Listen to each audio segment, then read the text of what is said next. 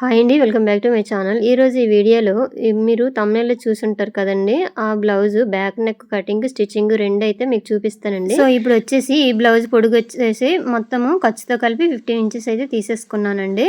అలాగే neck, shoulder వచ్చేసి నేను 5 ఇంచెస్ అయితే తీసేసుకున్నాను. ఇగోండి ఇక్కడైతే 5 ఇంచెస్ తీసేసుకున్నాను. ఎందుకంటే ఈ షోల్డర్ డ్రాప్ అవ్వకుండా ఉండాలంటే 5 ఇంచెస్ తీసుకున్నాను.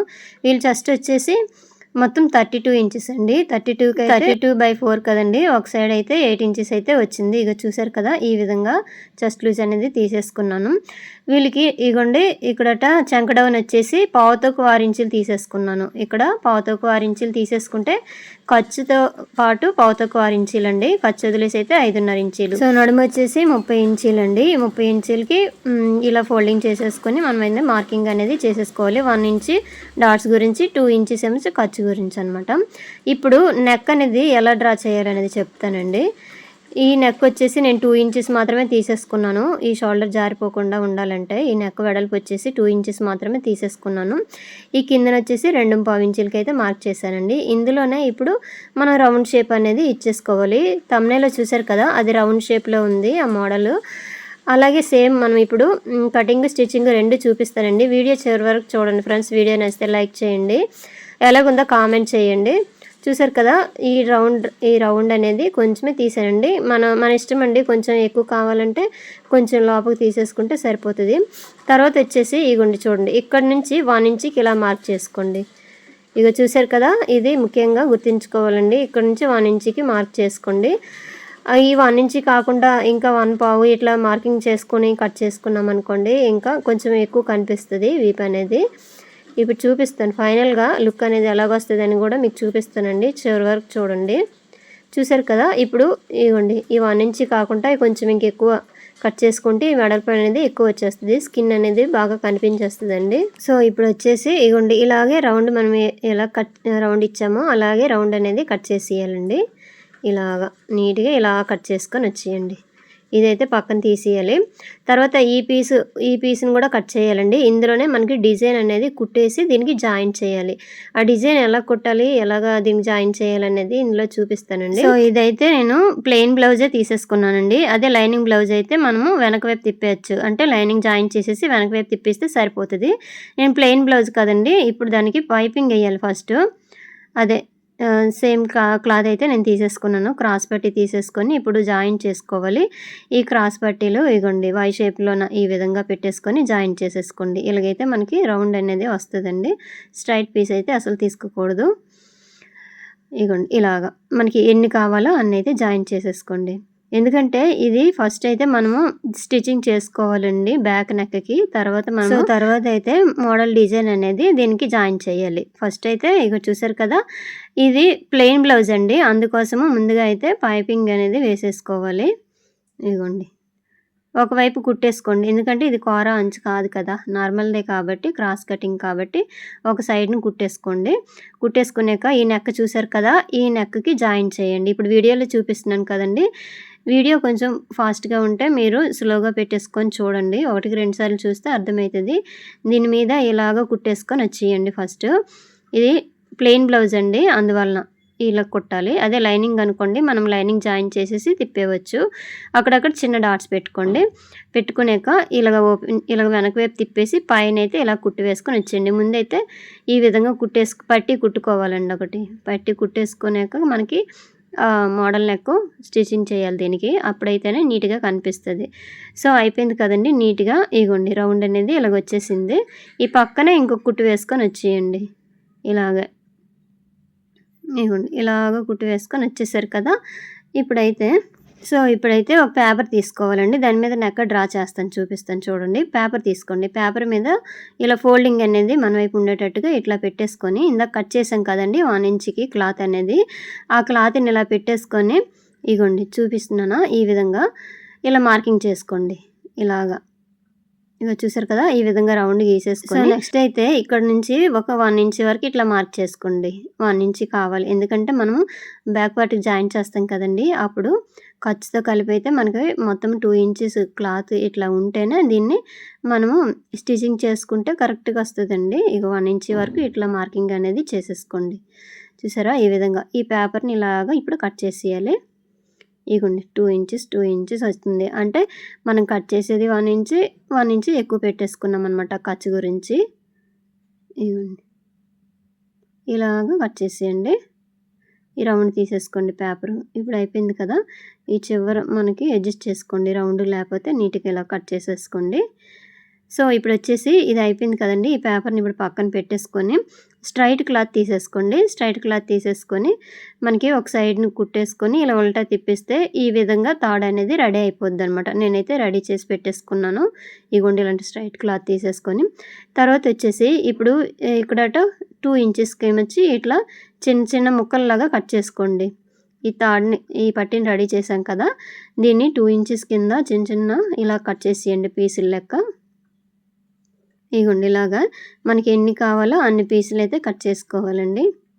దీనికైతే కొంచెం క్లాత్ ఎక్కువే పడుతుంది, చూసుకోవాలి. పెద్ద క్లాత్ ఉంటేనే ఇలాంటి డిజైన్ అనేది మనం స్టిచ్ చేసుకోగలము. ఇగోండి ఎన్ని కావాలో అన్ని పెట్టేసినాక తర్వాత ఇగోండి ఈ మిడిల్ నుంచి ఈ విధంగా ఇలా డ్రా చేసి కరెక్ట్ మిడిల్కి అనమాట. ఇప్పుడు నేను గీస్తున్నాను కదా, ఈ విధంగా మిడిల్లోకి ఇలాగ డ్రా చేసేసుకొని కరెక్ట్గా పెట్టేసుకొని ఇప్పుడు స్టిచ్చింగ్ చేయాలి ఈ పేపర్ మీద. ఈ పేపర్ మీద నేను స్టిచ్చింగ్ అనేది చేస్తున్నాను కదండి. తర్వాత ఈ పేపర్ అనేది రిమూవ్ చేసేస్తాం మొత్తం కుట్టేసాక. ఇది ఇలా ఉంచేములండి, రిమూవ్ చేసేయాలి. ఇగుండి ఇలాగా మనకి ఇక్కడ వచ్చేసి కొంచెం గ్యాప్లోనైనా పెట్టేసుకోవచ్చండి, లేదంటే దగ్గరగా పెట్టేసుకునే బాగానే ఉంటుంది. క్లాత్ అయితే నాకు ఎక్కువ లేదని చెప్పి కొంచెం గ్యాప్ అయితే ఇస్తున్నాను. ఈ విధంగా వచ్చి మొత్తము స్టిచ్చింగ్ అనేది చేసేసుకొని వచ్చేయాలి రౌండ్గా. చూసారా, ఈ విధంగా నీట్గా ఇలాగా స్టిచ్చింగ్ చేసుకోవాలి. దగ్గరైనా కుట్టేసుకోవచ్చండి, కొంచెం బాగానే వస్తుంది, కనిపిస్తుంది. నాకైతే క్లాత్ ఎక్కువ లేకపోవడం వల్ల నేనైతే కొంచెం దూరంగా వేస్తున్నాను. ఇదిగోండి మొత్తం ఇలా కుట్టేసుకొని వచ్చేయండి ఈ చివరి వరకు. ఇదిగోండి ఇక్కడ వరకు అయిపోయింది కదా, ఈ విధంగా కుట్టేసి. సో ఇప్పుడు వచ్చేసి ఒక థ్రెడ్ తీసేసుకోండి. ఇగోండి సన్నంగా అదే కలర్లో ఉన్న థ్రెడ్ తీసేసుకోండి సన్నగా, లేదంటే మనము హ్యాంగింగ్స్ రెడీ చేసుకుంటాం కదండి, ఆ తాడున్నా సరే ఈ విధంగా జాయిన్ చేసేసుకోండి. మిడిల్లోకి ఇలా జాయిన్ చేయండి, స్టిచ్ చేసుకోండి. నేనైతే సేమ్ కలర్ థ్రెడ్నే నేనైతే సన్నంగా ఇట్లా కుట్టేశానండి, డోరీ లెక్క. ఇగోండి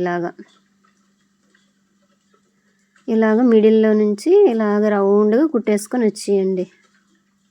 చూసారు కదా, రౌండ్గా వచ్చేటట్టుగా ఇలాగ స్లోగా కుట్టండి. నేనైతే ఫాస్ట్గా పెట్టేశాను కానీ స్లోగా కుట్టండి, స్లోగా కుడితేనే ఉంటుంది, లేదంటే పేపర్ చిరిగిపోతుంది. లాస్ట్లో ఫైనల్గా అయితే ఈ పేపర్ అనేది రిమూవ్ చేసేస్తామండి. ఇప్పుడు ప్రెజెంట్ అయితే దీని మీదే కదా డిజైన్ చేయాలి, అందుకోసం అయితే స్లోగా కుట్టండి. అయిపోయింది కదండి. ఇప్పుడు చూడండి నేను ఎలాగా జాయిన్ చేస్తున్నాను అనేది, మోడల్ అనేది.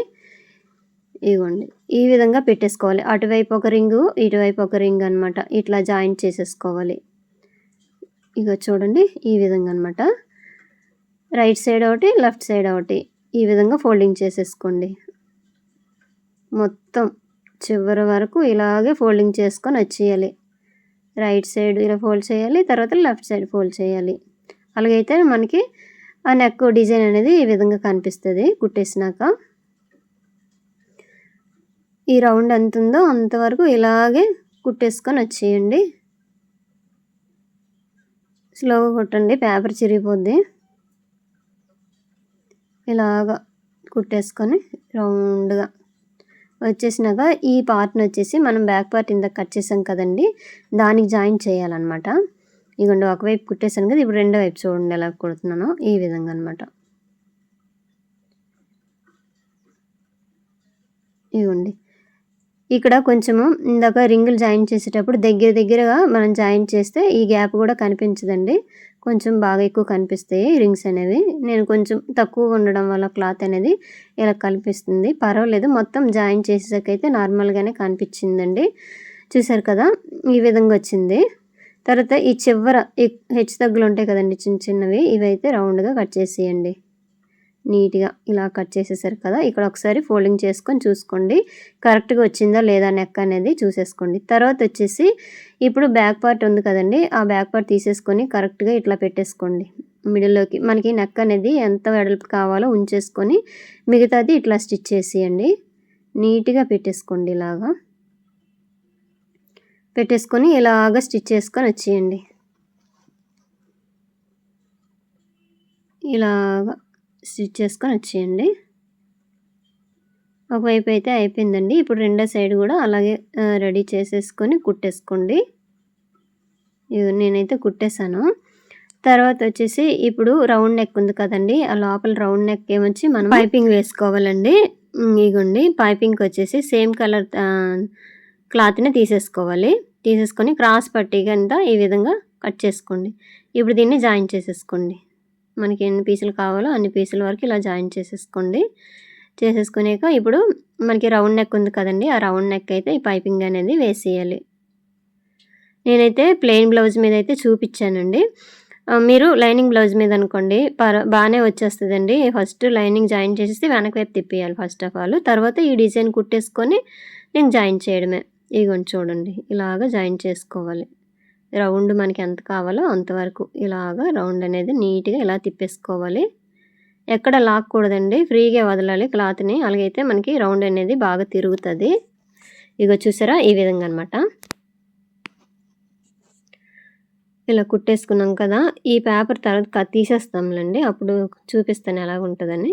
ఇలా వెనక వైపు తిప్పేసి ఇలా ఫోల్డ్ చేసుకోండి. ఇలాగ ఫోల్డింగ్ అనేది చేసేసుకోండి వెనక వైపు తిప్పేసి.